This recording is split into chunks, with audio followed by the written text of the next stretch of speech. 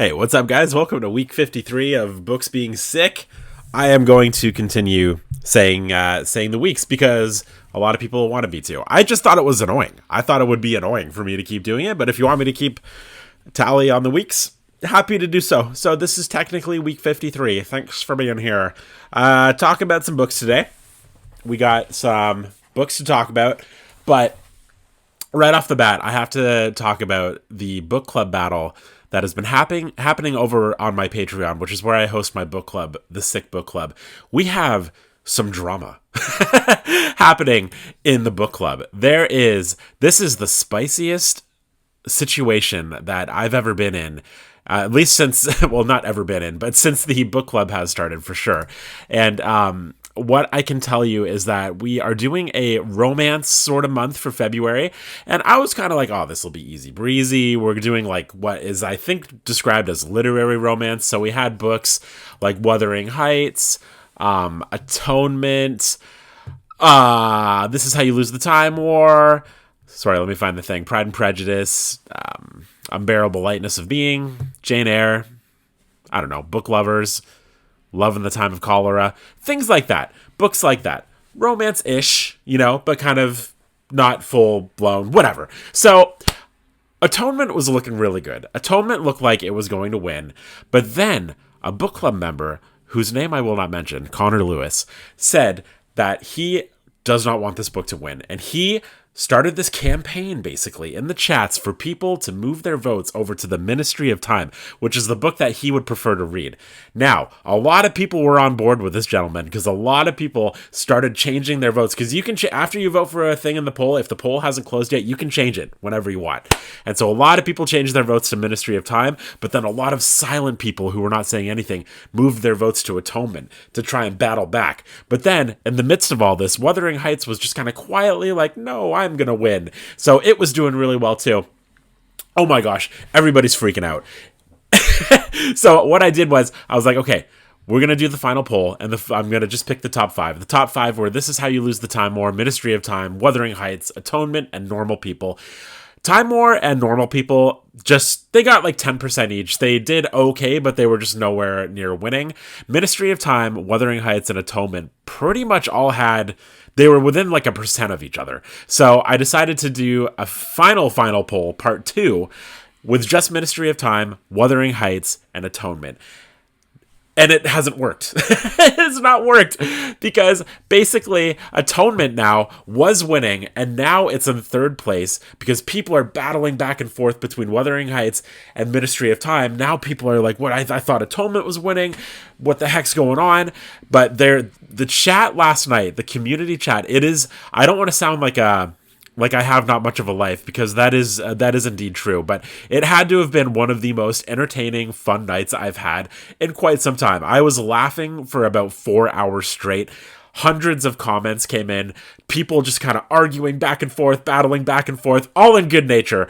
But and for me, I am someone, I'm just like, I like to make sure that everybody's happy. But I say that, and I was stirring the pot quite a bit as well. I must say, I was kind of trying to battle for Wuthering Heights because no one else was battling for Wuthering Heights. The other two books had their spokespeople. Oh my gosh, it's been it's been a lot of fun. It has been a lot of fun, but this is the most stressed out I have been in the book club world so far. Yeah, so, sorry, for those that don't know, the book club, every month we pick a book based on votes. So I throw up a poll every month. Sometimes the month is genre and sometimes not. And all the book club members on Patreon vote, and the winner is the book we're going to read. And usually it's a pretty easy breezy situation, but this month has been bananas. So, as it stands, Ministry of Time is in the lead. As of 1:11 p.m. Eastern Time, it is in the lead. Man, we got lots of things happening. Cheyenne's voting for Atonement. Sarah's on the Ministry of Time side. There's like different political parties trying to fight for which book is going to be our February book.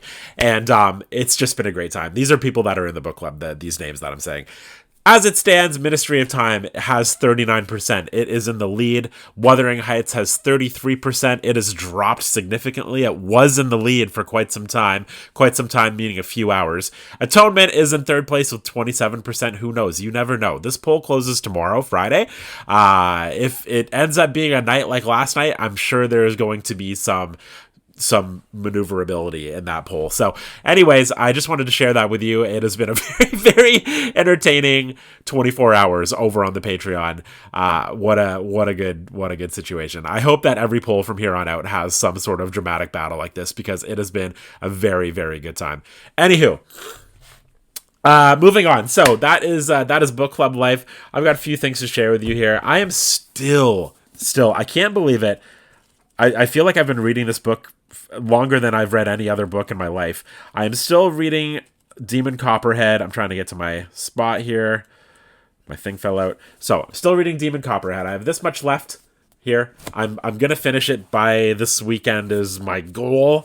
My gosh, it is so good. I'm sure you guys are probably annoyed with me consistently saying that over the last like 3 weeks that I've been reading this. I've just been like, yeah, it's good. Still reading it. It is incredible. I don't really know how to properly explain it yet, but I will do once I finish. Man, speaking of drama, it is an emotional one for sure. I also wanted to share this book here. I shared this over on my socials, but I bought this copy of The Brothers Karamazov by Dostoevsky. This is the Michael Katz translation. I have a hard time finding the Katz translations in person. They're actually kind of difficult to come by, at least for me up here in Ontario. I had never actually seen one in store before, but I finally did, and I was so excited because I just hear that his translations are really good because they're kind of more, they're easier to digest for like a modern era, I suppose. There are some people that argue that the other translation by, I always screw up their names, but Pivier, something like that, are the most true translations. Like they're the most accurate, but they're also very kind of like weird to read. Sometimes like they're very blocky and choppy and not very fluid. So I don't know. Michael Katz translations. There's also Oliver Reddy does a really good translation that I'm reading.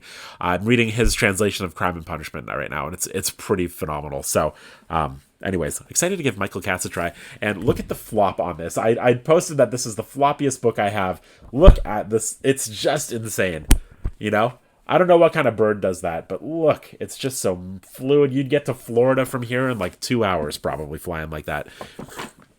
Floppiest book of all time. I love it. What can I say? As you can see here, I did end up picking up the Akira box set. I had to because I was kind of in a... Oh, you know what else I have here?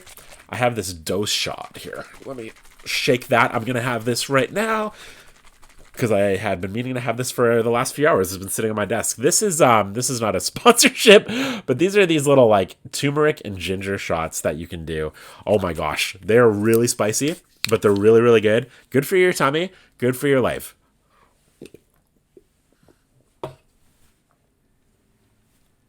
Okay.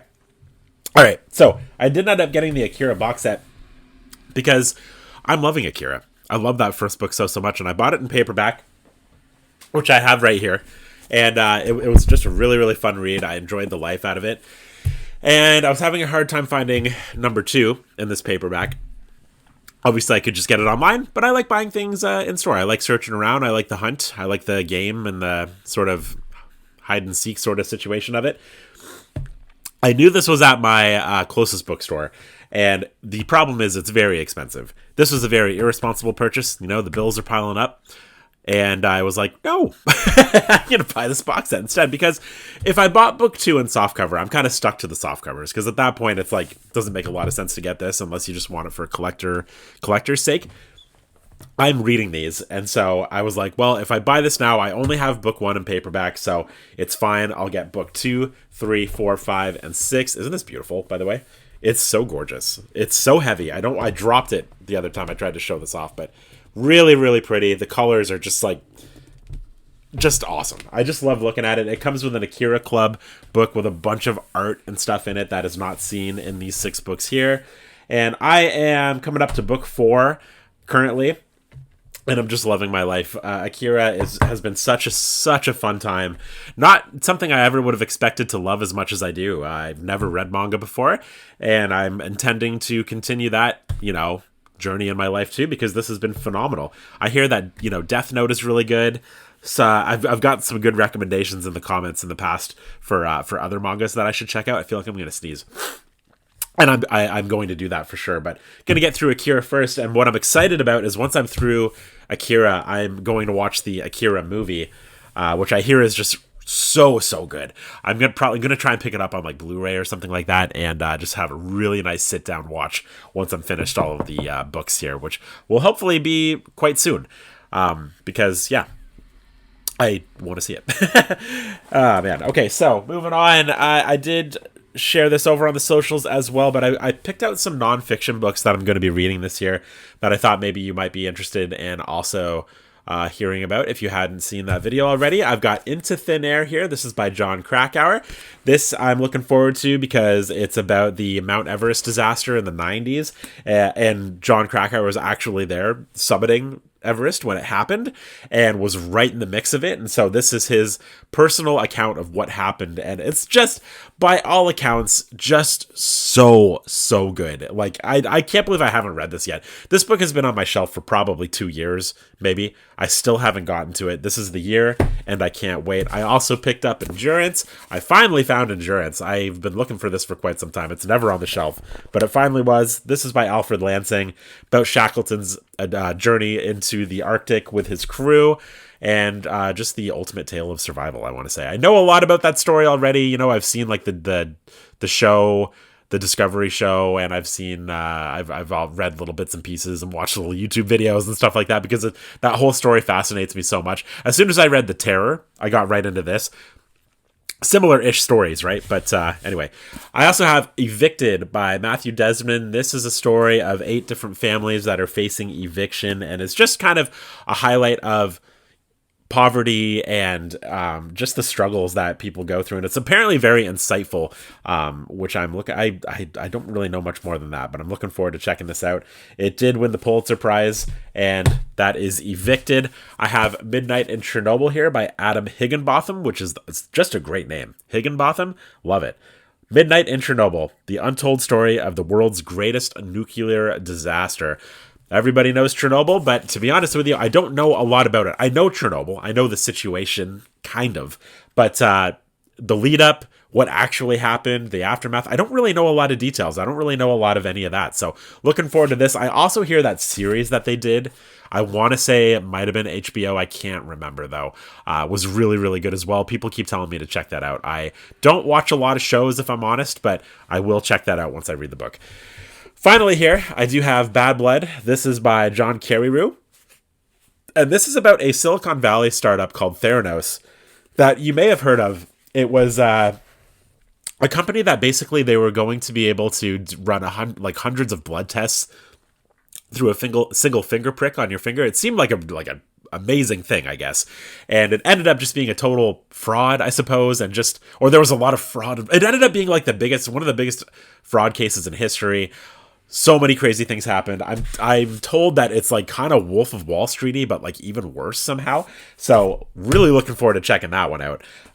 This is going to be my year of nonfiction. I did not read nearly as much nonfiction as I wanted to last year, and I love nonfiction. I love books like this, so I'm looking forward to getting into a lot more of it this year.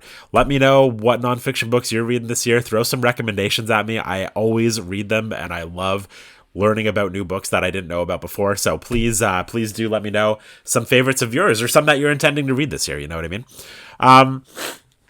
What else do I have going on? Not really a whole lot other than all the book club drama. I'm very excited to see how the next 24 hours plays out. I can't wait to see which book ends up winning. I think it would be hilarious if Ministry of Time does win and everybody's kind of like, wait, we didn't like this. I don't know. Maybe it ends up being amazing. I have no idea. It's going to be a fun time to see what happens either way.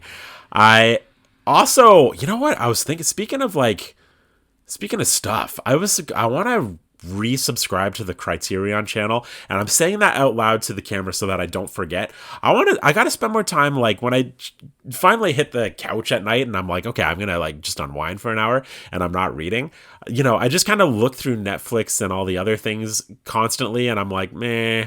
And I never end up finding anything, or I just watch like Selling Sunset and I'm just like, why am I doing this?